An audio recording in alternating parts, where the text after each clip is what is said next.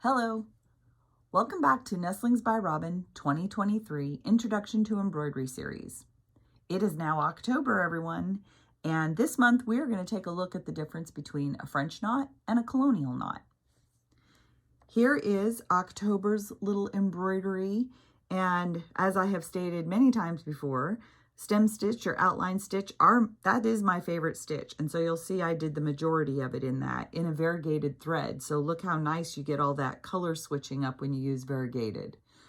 But then at the flower tips I decided to use knots just to kind of give it an extra little textural look and to emphasize those little points nicely. So here is the October one.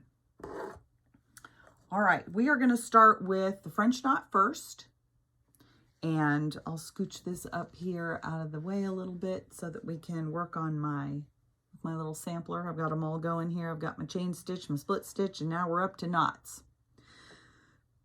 These are super easy once you master them. And so you basically knot your thread, pull it to the front. Now we have it on the front. And when we're doing French knots, I bring the thread to the left first, and I take and I wrap it twice. I believe I'm using a 12 weight variegated for this.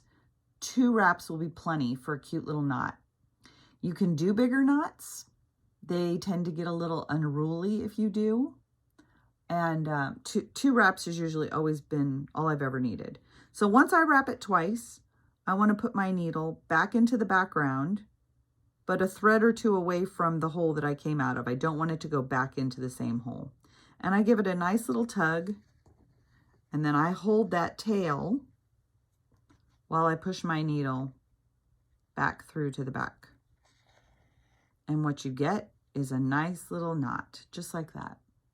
And that's the reason I hold the tail, because I don't want it to knot up while it's going through. So if I hold that tail firmly, it's going to stay right where I need it to be.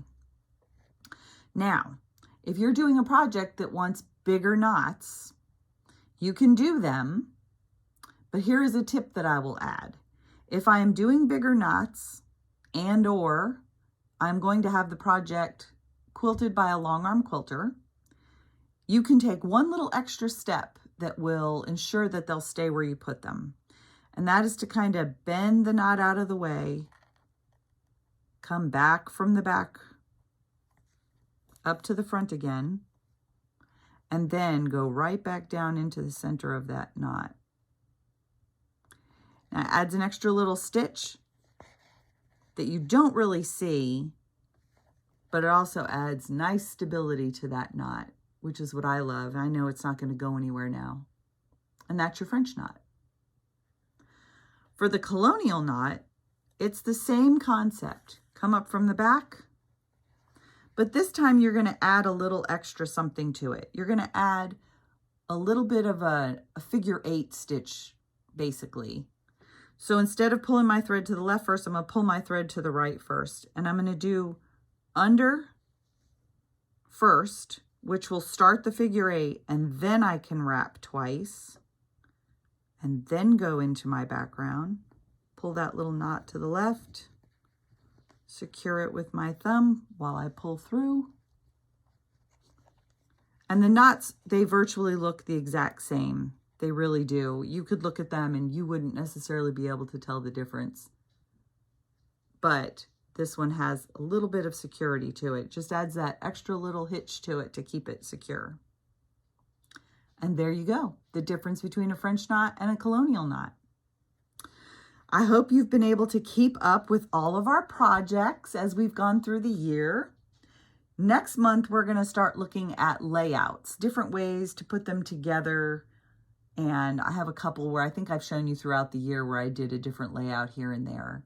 And then at the end of the year, we will finish up with finishing off your bigger piece. Now, if you did these all the same size throughout the year and use similar backgrounds, you might actually be able to put them all together into one completed wall hanging and show off your skills. In the meantime, keep stitching, and I'll see you in November. Bye.